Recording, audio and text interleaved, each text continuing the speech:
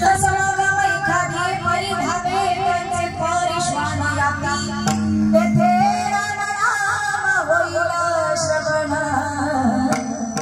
घडेल भोजन उच्चिष्टांचे प्रस्तुत प्राप्त स्थळी प्राप्त प्रसंगी कीर्तनरूपी सेवेसाठी निवडलेला अभंग श्रीमंत संत वैराग्याचे ज्वलंत प्रतीक असणारे सदेह वैकुंठ गमन करणारे पंचमवेद निर्माते विश्ववंद्य जगद्गुरु तुकोबराय यांचा 4 चरणांचा संतांच्या समागमाचं महत्व प्रतिपादन करणारा अभंग आजच्या या चिंतनरूपी सेवेसाठी निवडलेला आहे। विठ्ठल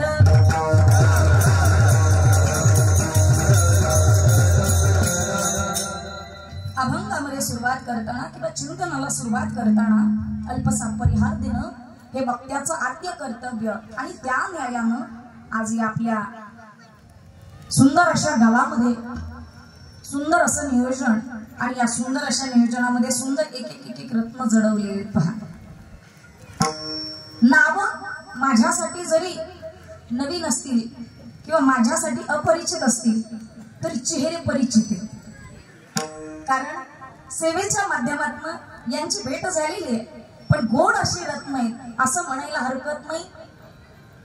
इंद्रादी देव इथं आज गंधर्वांसाठी गोड असे गायन करणारे आमचे गायक वृंद गोड अशी आज खरं तर कीर्तनकार याच्या एकट्याच्या कीर्तनामुळे कीर्तनाला साज चढत नाही, तर ह्या सगळ्यांच्या माध्यमातून या कीर्तनाला शृंगार निर्माण होत असतो, साज चढवल्या जात असतो। आणि मग ज्यांनी सुंदर अशी पंचपदी गायली आदरणीय हरिभक्ती परायण आमचे संकेत महाराज असतील, त्याचबरोबर त्यांच्या साथीला गोड अशी साथ देणारे आदरणीय हरिभक्ती परायण ऋषिकेश महाराज असतील। मला वाटतं यांचंही नाव म्हणजे दोन्हीही ऋषिकेश महाराजांचे, एक मृदुंगाचार्य आणि एक गायनातलं उत्तम रत्न, त्याचबरोबर यांचं काय म्हणत होतं बर गोड असं खरं तर बाप लेकाची जोडी आज इथं उपस्थित आहे। दोघांच्याही चरणविंदाला स्पर्श करते। एक कीर्तनातलं रत्न आहे तर एक गायनातलं रत्न आहे। एकाच घरात 2 रत्न जन्माला येणं एवढं सोपं नाही बरं। खरंच कुळी कन्या पुत्र होती जे सात्विक पयाचा हरिक वाटे देवा, जगाच्या मालकाला आनंद होतो अशी रत्न जन्माला आली की। त्याचबरोबर आमच्या महाराजांचं नाव अभिषेक महाराजांचंही गोड असं गायन आहे, फार गोड। मगाशी वरच्या पट्टी जेव्हा सुरुवात झाली ना तेव्हा ते मला वाटलं की आलं माझ्या माफामध्ये नाही का। त्याचबरोबर आमची सगळी ही टाळकरी आमचे दादा असतील, आमच्या महाराजांचं विठ्ठल महाराजांच्याही चरणविंदावर बर म्हणजे आज एकाच घरातील सगळे जण आहेत का, कुटुंब चांगले म्हणायचं आहेत का। अच्छा, गोड असा महाराजांचा शिष्य परिवार, त्याचबरोबर आमचे रोहित दादा सुद्धा इथं उपस्थित आहेत। दोनही मृदुंगाचार्य चंद्र आणि सूर्य जिथं उपस्थित असतात ना त्या कार्यक्रमाला निश्चितच साज चढत असतो पहा। त्याचबरोबर वयानं अधिकारानं श्रेष्ठ असणारी आणि मामांच्या या कार्यक्रमाला वाहून घेणारे निष्ठावंत वारकरी गोड अशी साऊंड सिस्टीम आहे। दादांच्याही चरणविंदाला स्पर्श करते, आवाज फार गोड दिलाय, आवाज बसलेला आहे पण तरी सुद्धा तुमच्यामुळे आज जेव चढलं मलाही काय नाही का। त्याचबरोबर सगळेच इथे आलेले उपस्थित सर्व मान्यवर असतील, ज्ञानानं अधिकारानं ज्येष्ठ श्रेष्ठ असणारे माझे माता मुली, माझ्या वडिलांच्या ठिकाणी असणारे शत्रुवर्ग सगळा, त्याचबरोबर माझे पती सुद्धा आज इथं ट्रायपॉड घेऊन उभे आहेत, शूटिंग करतायत आज। त्यांनाही आनंद वाटला, तेही मगाशी डुलत होते। कसं आहे, हा आनंद फक्त इथंच मिळतो, हा आनंद दुसरीकडे मिळत नाही। म्हणून तर स्वर्गाधिक देवांना वाटलं ना, त्यांनी काय म्हणावं, स्वर्गीचे आम्हाला इच्छिता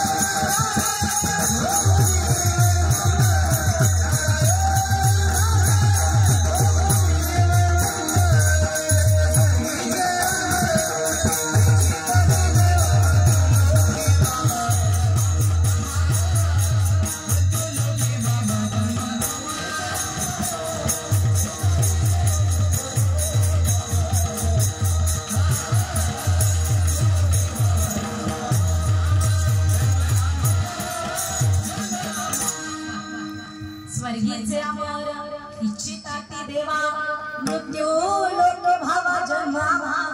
आज आमची सुद्धा इच्छा झाली हो, एवढं असं गोड नियोजन केलं आमच्या महाराजांचं, सुंदर असं नियोजन, आणि त्यांच्या माध्यमातून माझ्याकडे आलेली ही सेवा या महाराजांच्या माध्यमातून जरी आली ना तरी आज मामांच्याही मनात होतं आज इथं सेवा।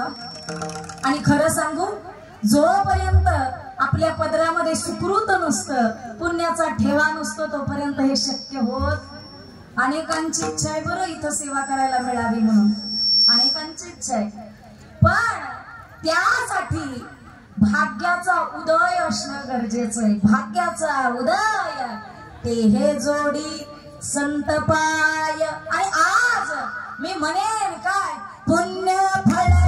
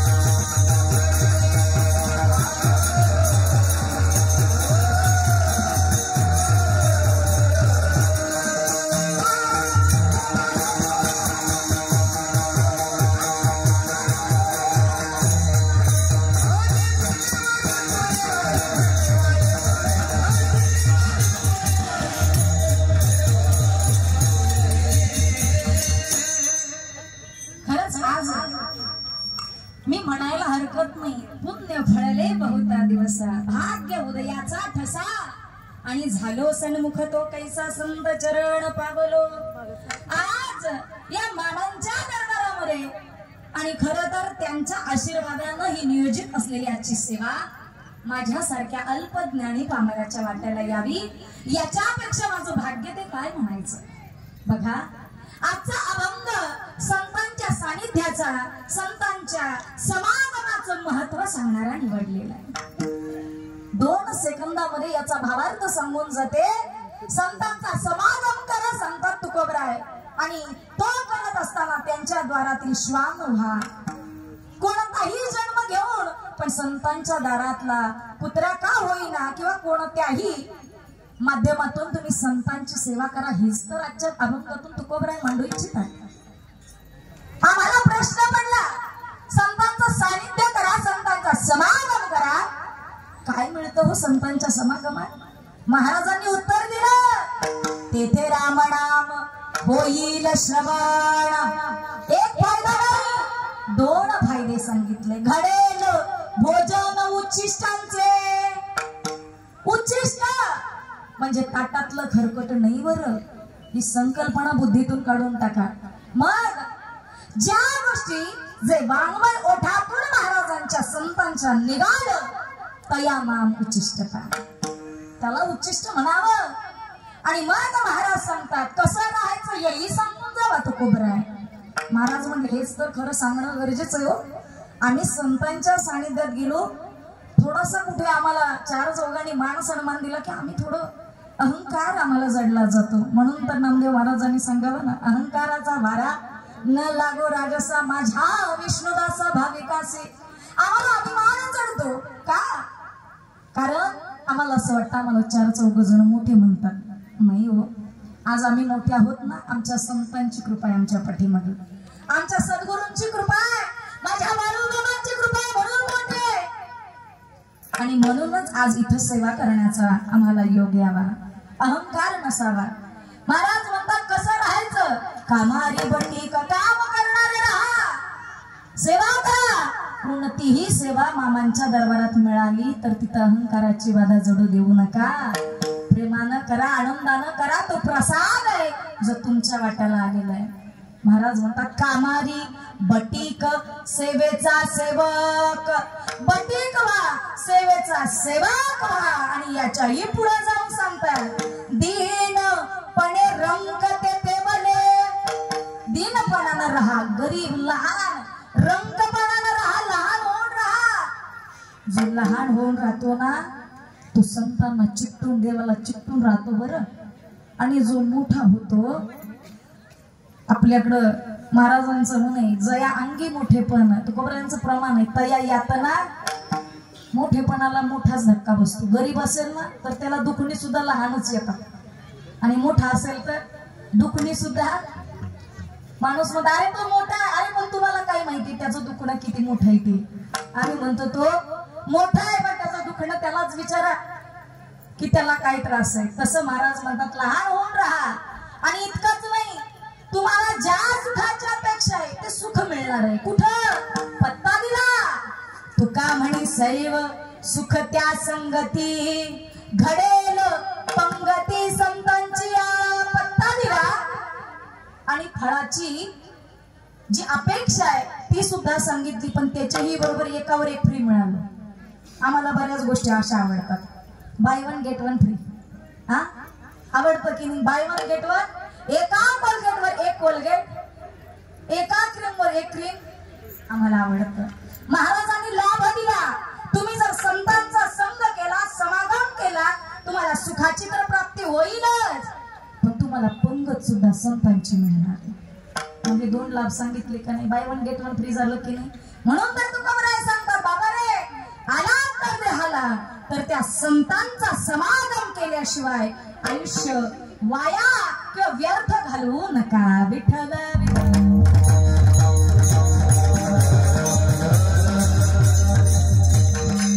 कुणी केला का असा समागम? पण संतांना अधिकार का मिळावा? तुकोबरायांनी संतांचा समागम का सांगावा हो? काय अधिकार होता तुकोबरायांचा? निळपारायणी आरतीमध्ये तो प्रतिपादन केलेला आहे. काय सांगावं?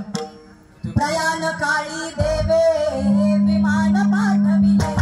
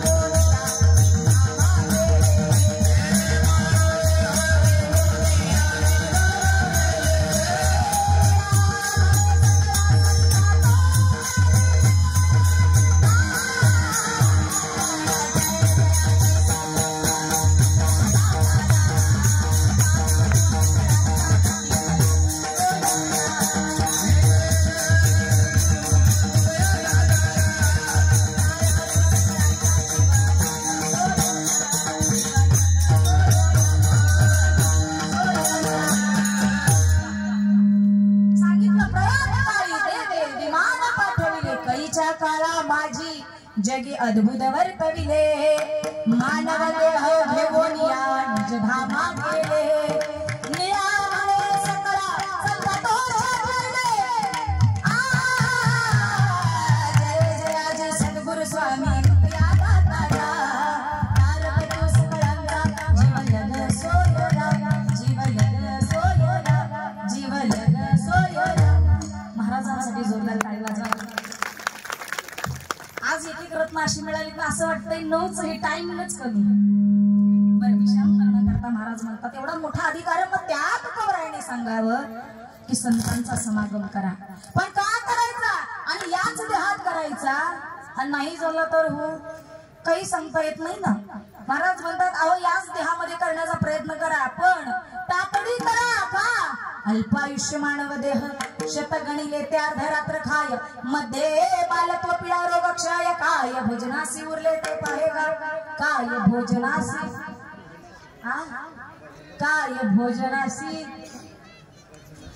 मी काय म्हणते तुमचं लक्ष आहे ना माझ्याकडं? हा देव दिला देह, देव दिला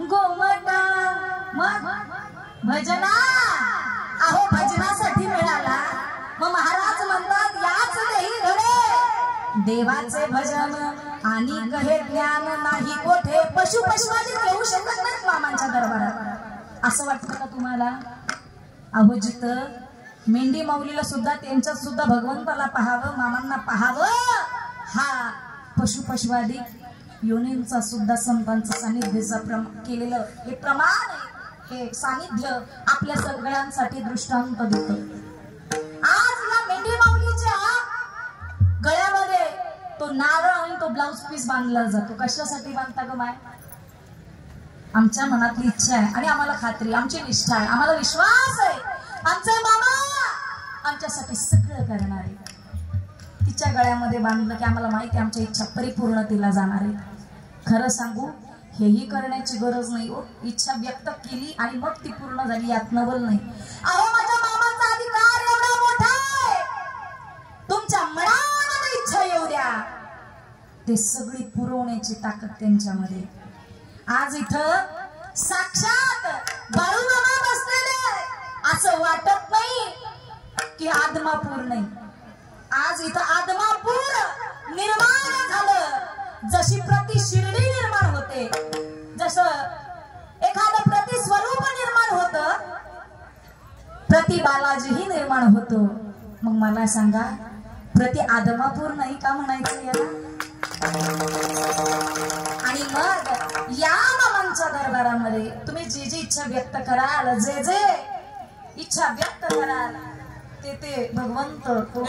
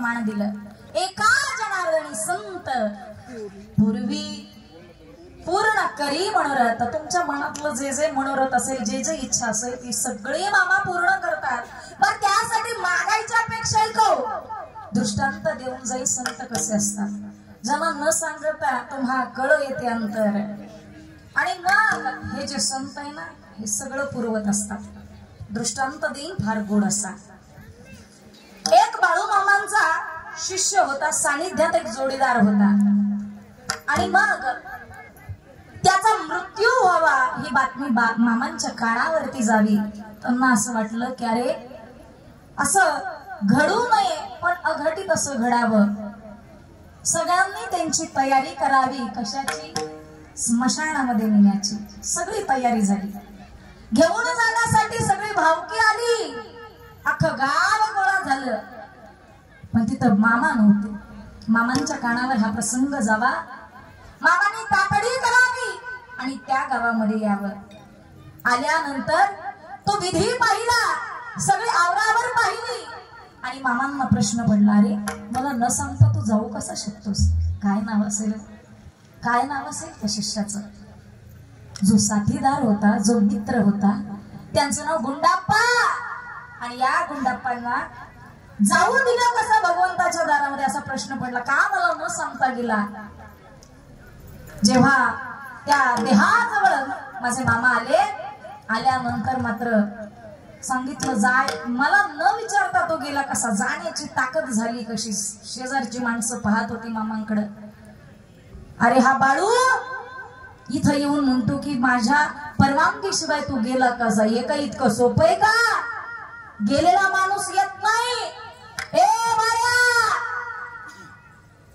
तुला असं वाटतं की यानं तुला जाताना सांगून जावं, आता आम्हाला एक दाखव, तुला वाटतं ना त्यानं सांगून गेलेला नाही तर मेलेला जिवंत करता येईल का तुला? सगळ्यांना गंमत वाटत असते हो, संतांचा मोठेपणा बहुतेकांना कळतही नाही, कळून घेण्याचा प्रयत्नही करत नाही.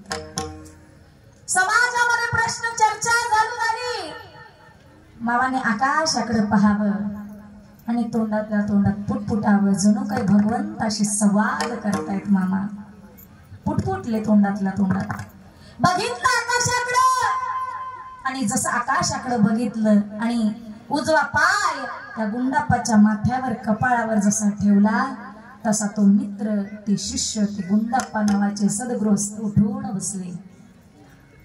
माझ्या मामांचा महिमा किंवा संतांचा महिमा एवढ्या सोप्या पद्धतीने कळत नाही. संतांचा तो महिमा तो बहुदुर्गम, शाब्दिकांचे काम नाही येथे. तुम्ही आम्ही फक्त विचार करतो, पण संत हे विचाराच्या पलीकडचं कार्य.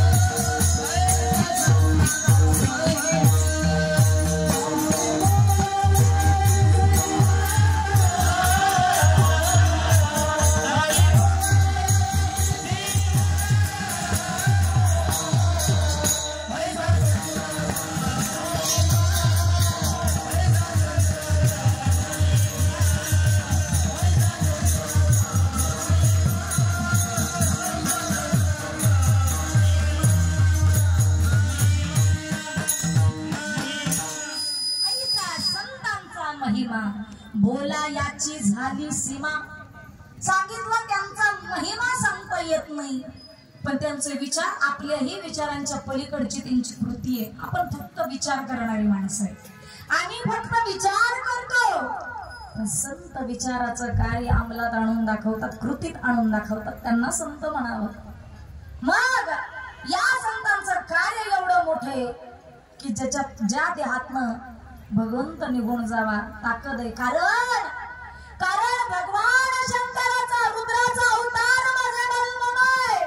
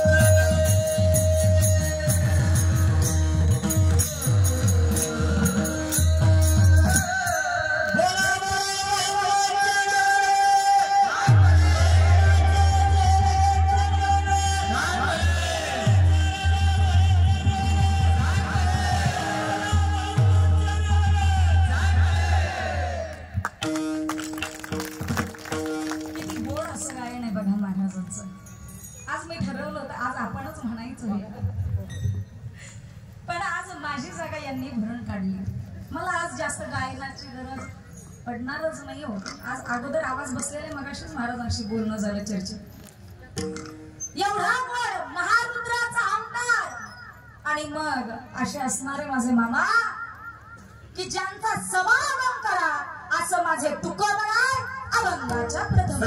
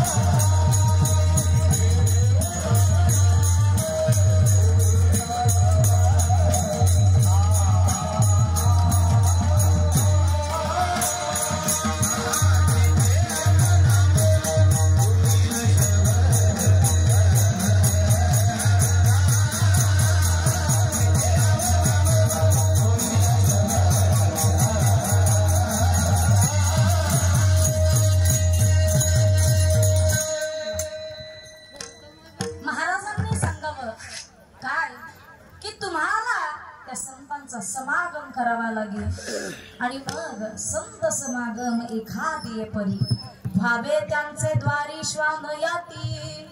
त्यांच्या द्वारातील श्वान म्हणून जरी राहिलात ना तर तोही समागम वाया जाणार नाही.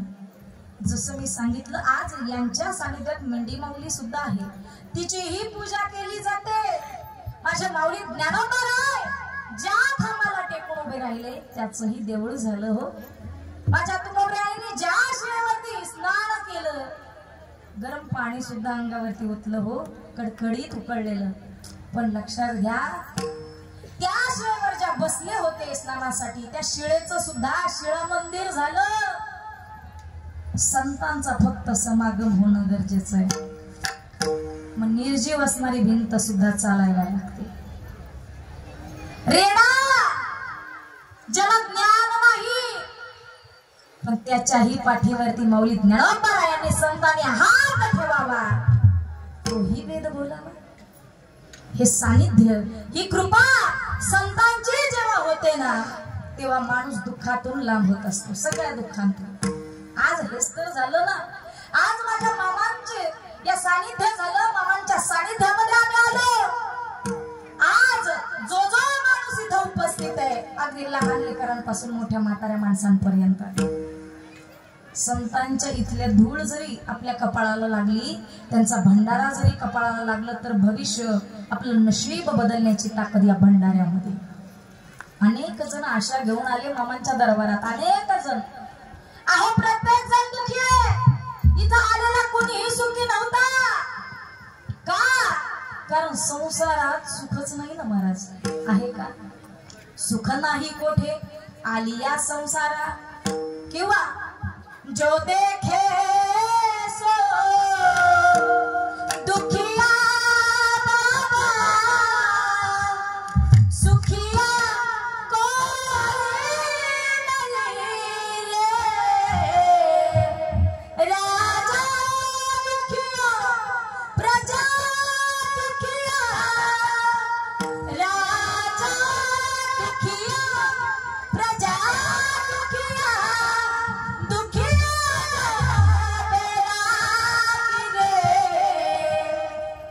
आमचं नशीब बदललं. कधी? आमच्या कपाळाला भंडारा लागला आणि आम्ही सगळ्या संकटातून, सगळ्या दुःखातून बाहेर पडतो. ही प्रचिती आली आम्हाला. आणि ही कृपा फक्त माझ्या मामांची आहे. कुणाच्या आयुष्यात घडलं असेल नसेल माहित नाही, पण आमच्याही गावामध्ये बघा क्रमांक 7 मामांच्या या मेंढी माऊलीची येणं झालं, सेवा घडली आमच्या गावाला. पण खोटं नाही सांगत, आमच्या गावामध्ये कीर्तनाचा योग आला नाही. कारण तिथं अनेक कीर्तन होतात बरं का, पण गावामध्ये नाही झाली सेवा, कारण बाहेरच्या सेवा चालू होत्या. पण आमच्या शेजारी एक गाव आहे महाराज, गावाचं नाव टाकेवाडी. या गावामध्ये सेवेचा योग यावा. खरं तर योग येण्यासाठी अगोदर ती पूर्वनियोजित तयारी होती मामांची, की तिथं अगोदर प्रॅक्टिस करून घेतली. असंच म्हणूया, कारण मामांची सेवा ही पहिली सेवा तिथं होती माझी. अनुभव नव्हता, पण मला असं वाटलं की संत हे आई आहे आणि आईचं हृदय हे विशाल असतं. लेकरांच्या चुका पोटात घालण्यासाठी तिला देवानं बनवलंय. मग माझे मामा सुद्धा आई आहेत की नाही. तुम्ही संत माय बाप कृपावंत, काय व्यापतीत कीर्तिवानो. माझे मामा हे आई आहे. माझ्याकडून एखादी कराची चूक जरी झाली तरी मोठ्या अंतकरणानं ते पोटात घेतील हा विश्वास होता. पण खरं सांगू, त्यांच्या आशीर्वादानं त्यांनीच ती सेवा परिपूर्णतेला नेली हा स्वतःचा अनुभव आहे. कमी वेळेमध्ये तो अनुभव देऊन गेले. आणि इतकंच नाही, इच्छा होती की आणखी एखादा योग यावा, सेवा घडावी. पण खरं सांगू, न मागता सुद्धा अंतकरणातला भाव, जसं मी मगाशी सांगितलं, न सांगता कळो येते अंतर. मामाला अंतकरणातला भाव कळाला आणि न कळतपणे महाराजांचं माध्यम असू द्या, आणखीन आमची इथली सगळी जण जी सेवेकरी आहेत, सगळ्यांच्या माध्यमातून ही सेवा माझ्यापर्यंत यावी आणि अनुभव सांगून जाईल. पहा, आतापर्यंत अनेकांनी मांडले अनुभव, संतांचं चरित्र, मामांचं चरित्र सांगितलं. पण खरं सांगू, आयुष्याला एक वळण मिळण्याची जागा म्हणजे मामांचं हे ठिकाण. आयुष्यात अनेक अडचणीत, मी आता सांगितलं, कोणाच्या आयुष्यात अडचणी नाहीत. मला वाटतं इथं आलेला प्रत्येक जण अडचणीनच बनलेला आहे. अडचणी नाही असं मनुष्यच नाही सापडणार. पण अडचणींना म्हणतात ना, कुठंतरी मागं सारावं आणि योग्य दिशा प्राप्त व्हावी, एवढं त्यांचं नियोजन आहे. माहिती नाही आयुष्यात कोणतं वळण येईल पुढं, पण संतांना सगळं माहिती असतं. आई ही लेकराला एखाद्या संकटापासून वाचवण्यासाठी त्या ठिकाणी जाऊ दे. एखादा तापलेला तवा ती त्याला सांगत असते, जाऊ हात भाजेल. तशी संत माझे मामा एखादं संकट जर येणार असेल तर ते बाहेरच्या बाहेर पाठवून मोकळे होतात, जवळ येऊ दे. आणि जरी यदाकाराची जवळ जरी आलं तरी सुद्धा मामा ते संकट आपल्याला त्या खाईमध्ये लोटण्यापासून, त्या संकटातून मामा वाचवत असतात. ही त्यांची प्रचिती. आणि मग अशा मामांनी आयुष्यभर केलं काय? महाराज म्हणतात अभंगाच्या दुसऱ्या चरणी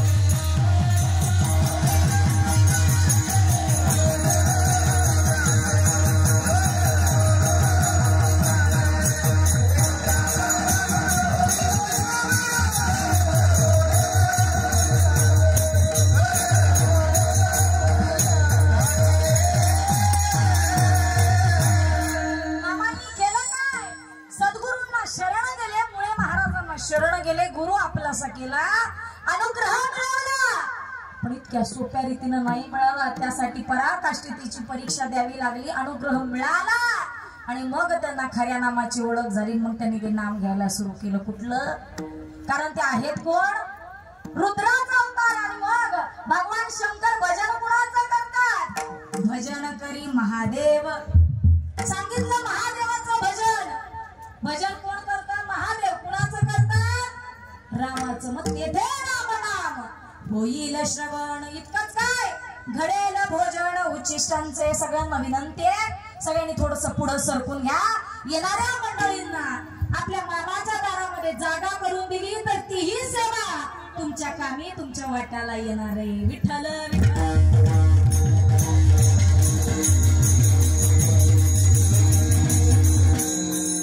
महाराज म्हणतात आहे संतांचं सानिध्य निर्माण करा, समागम निर्माण करा, रामनामाचं उच्चिष्ट सेवन करायला मिळेल. पण राहायचं कसं? कामारी बटीक सेवेचा सेवक दीनपणे रंक ते भले. दीनपणानं राहा, सेवेकरी व्हा, एकमेकांना जागा द्या. माणसानं माणसासारखं बघा, जनावर सारखं. भला किसी का, काय म्हणतात? भला किसी का दे न सको.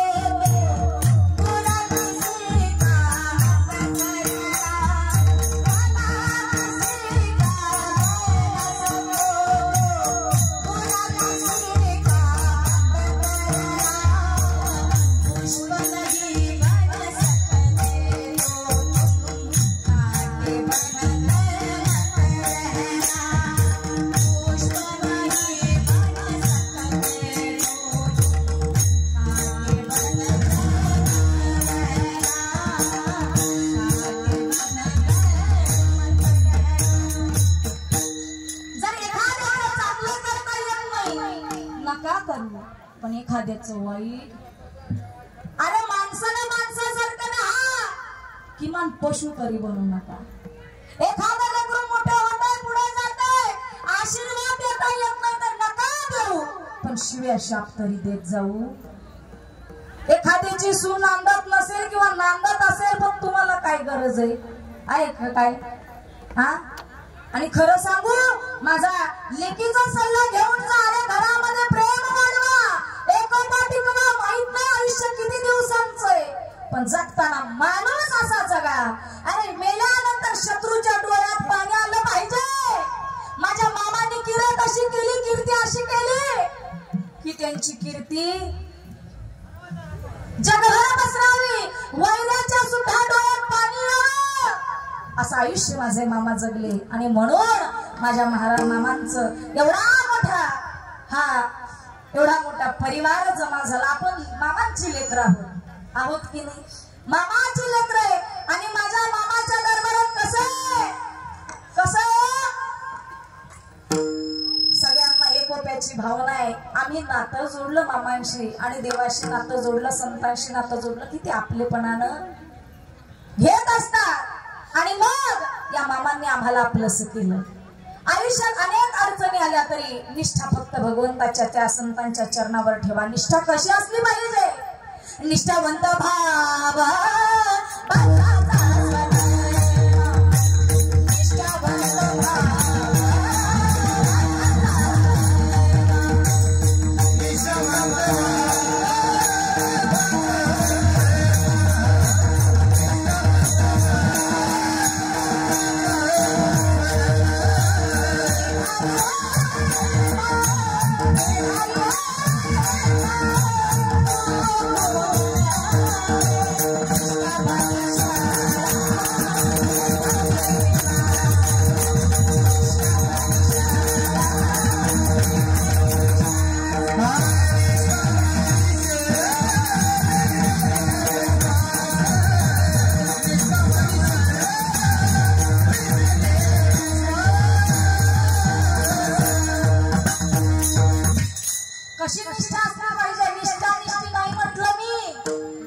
असली पाहिजे. निष्ठावंत भाव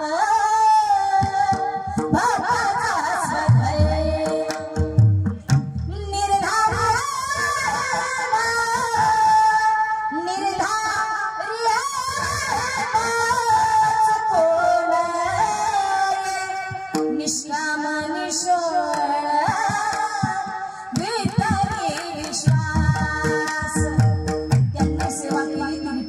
वर्षातील एकादशी धरायला सांगितली तुम्हाला आम्हाला.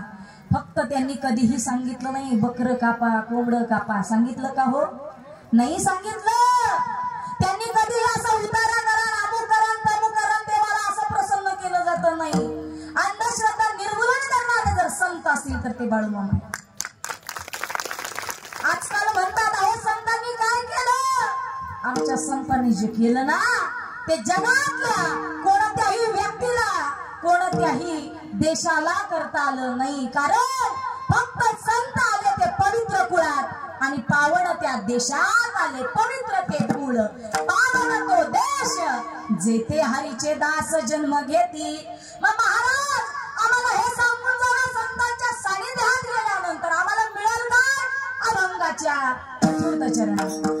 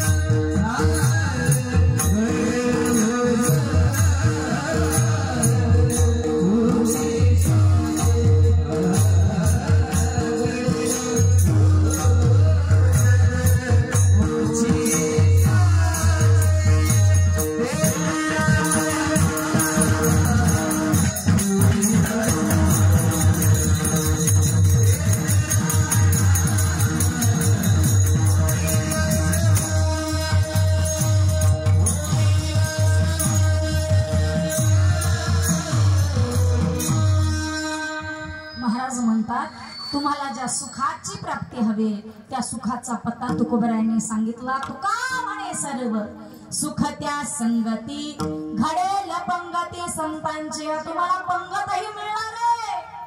आज कीर्तना नंतर सगळ्यांनी प्रसाद घेऊन जायचंय. मग महाराज म्हणतात तुका म्हणे सर्व सगळ्या प्रकारचे सुख तुम्हाला मिळणार आहेत आणि पंगतही मिळणार आहे. पण त्यासाठी एक करावं लागेल. काय? जे संतांनी सांगितलं, संतांनी केलं ते तुम्ही आम्ही सगळ्यांनी आता ते करायचंय. काय? विठोबा रखुमाई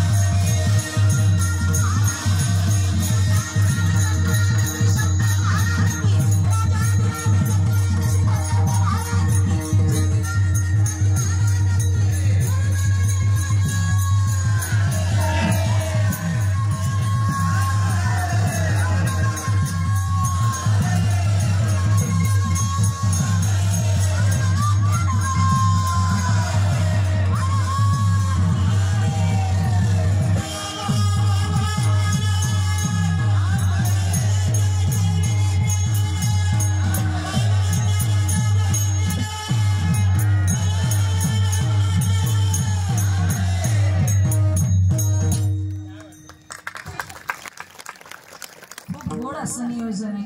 आणि या गोड नियोजनातून वेळेचं महात्म्य आपल्याला समजलं पाहिजे. वेळ संपत आली आपली, संपल्यातच जमाय हरकत नाही. आजचा अभंग असा होता. संत समागम एखादी परी भावे त्यांचे द्वारी श्वान याती. संतांचा समागम करा कोणत्याही जन्मात येऊन का होईना, पण तुम्ही काय करा, जरी कुत्रा भावे लागलं, संत दारीचा कुत्रा झालो तरीही काही हरकत नाही. म्हणून महाराज म्हणतात संत समागम एखादी परी भावे त्यांचे द्वारी श्वान याती. तेथे राम नाम होईल श्रवण घडेल भोजन उच्चिष्टांचे. कसं राहा कामारी पटी का सेवेचा सेवक दीनपणे रंक तेथे भले. तेथे राम नाम होईल श्रवण घडेल भोजन उच्चिष्टांचे. तुका म्हणे सर्व सुख त्या संगती घडेल पंगती संतांची. तेथे राम नाम होईल श्रवण घडेल भोजन उच्चिष्टांचे. आता मामांचा दरबार भरलाय. आता जाता जाता तुमच्या सगळ्यांचा निरोप घेण्या अगोदर एकच म्हणून जाईल. मामाच्या दारात म्हणा, मामाच्या दारात म्हणा, मामाच्या दारात. हो मामाच्या दारात आवाज येतो. मामाच्या दारात मामाच्या दारात. हो मामाच्या दारात आवाज येतो.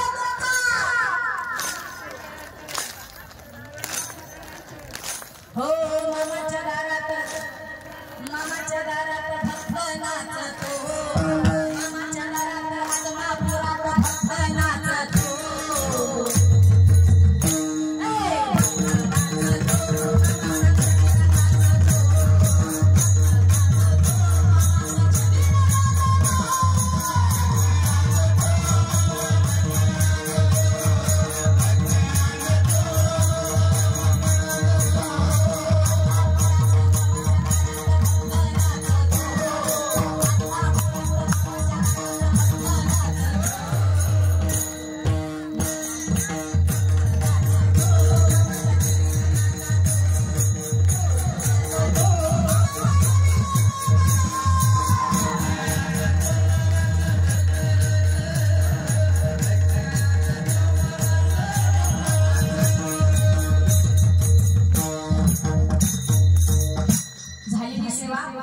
संतांच्या मामांच्या चरणावरती समर्पित करते।